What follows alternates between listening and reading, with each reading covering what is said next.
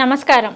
కుంభరాశిలోకి శని వక్రగతి అంటే జూన్ 30వ తారీఖు నుంచి నవంబర్ 15వ తారీఖు వరకు అంటే ఈ 138 రోజులు కుంభరాశిలోకి శని వక్రగతి జరగడం ద్వారా ద్వాదశ రాశులను 12 రాశుల వరకు ఎలా ఉండబోతుంది, అలాగే వారికి ఎటువంటి ఫలితాలు రాబోతున్నాయి అనే వాటన్నిటి గురించి తెలియచేయడానికి ఈరోజు స్టూడియోలో మనతో పాటు ఉన్నారు ప్రముఖ జ్యోతిష వాస్తు నిపుణులు మరియు ఆధ్యాత్మికవేత్త బ్రహ్మశ్రీ డాక్టర్ నాయకంటి మల్లికార్జున శర్మ గారు. సో మరి గురువు గారితో మాట్లాడి ద్వాదశ రాశులను 12 రాశుల వారికి శని వక్రగతి కారణంగా ఎలా ఉండబోతుంది, వారు ఎటువంటి పరిహారం చేసుకుంటే వారికి బాగుంటుంది అనే అంశం గురించి అడిగి తెలుసుకుందాం.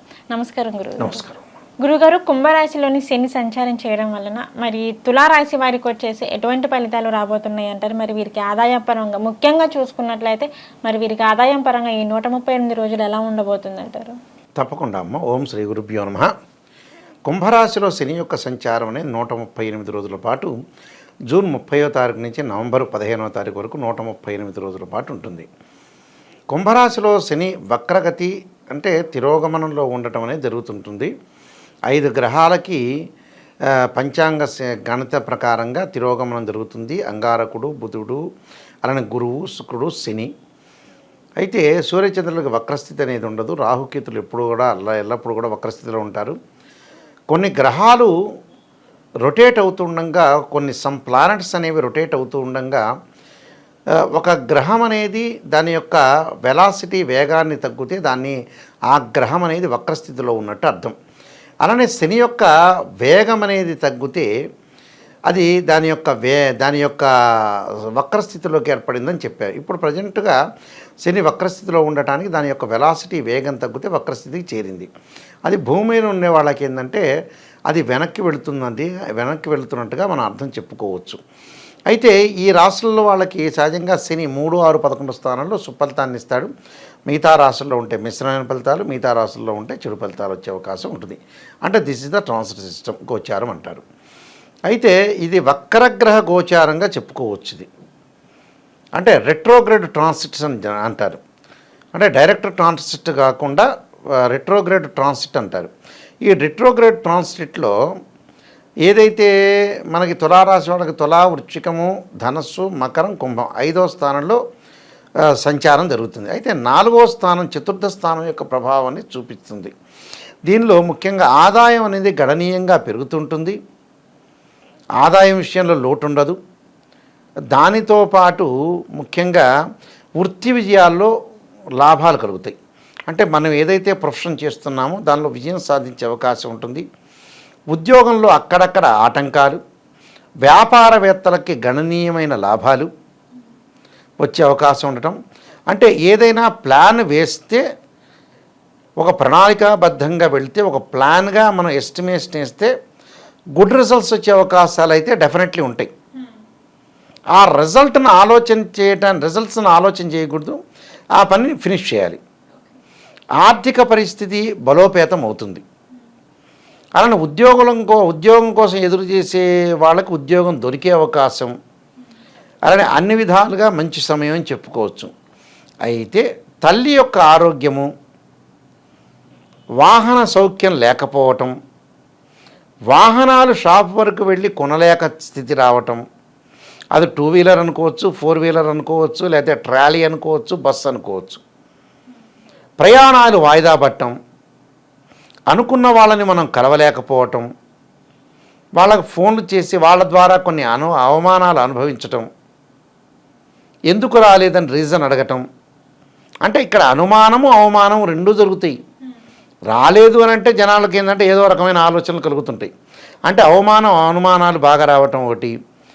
దాంతోపాటు కొంతగా విభేదాలు వచ్చే అవకాశం, అది బంధువులు కావచ్చు, స్నేహితులు కావచ్చు, సమ్ పర్సన్స్ వాళ్ళతో కొన్ని డిస్ప్యూట్స్ వచ్చే అవకాశాలు ఒకటి ఉంటాయి. అందువల్ల ఆ డిస్ప్యూట్స్ రాకుండా వాళ్ళకి ఏంటంటే రకరకాల ఆలోచన చేస్తారు. అంటే ఎందుకు రాలేదు, వాట్ ఈస్ ద రీజన్ అని ఆలోచన చేసే వ్యక్తులు కొంతమంది ఉంటారు. దాంతోపాటు వ్యాపారం అని నూతన వ్యాపారాలు ప్రారంభం చేయొచ్చు.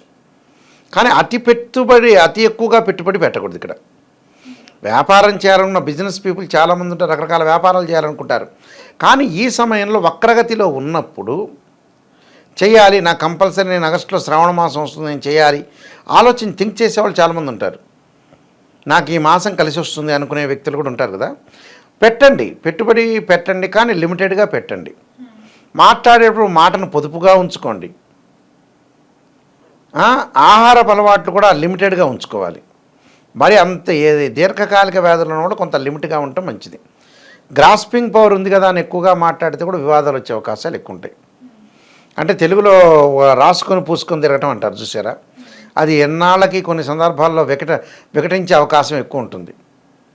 కాబట్టి ఉద్యోగస్తుల విషయంలో కానీ, తోటి వాళ్ళు సహచరులతో కానీ, వ్యాపారం చేస్తున్న వ్యక్తులతో కానీ, ఇంటి పక్కింటి వాళ్ళతో కానీ, ఎదుటింటి వాళ్ళతో కానీ, ఇంటి ఓనర్స్ కానీ, టెనెంట్స్తో కానీ, వీళ్ళందరితోటి కూడా ఎంతవరకు మాట్లాడాలో అంతవరకే మాట్లాడండి.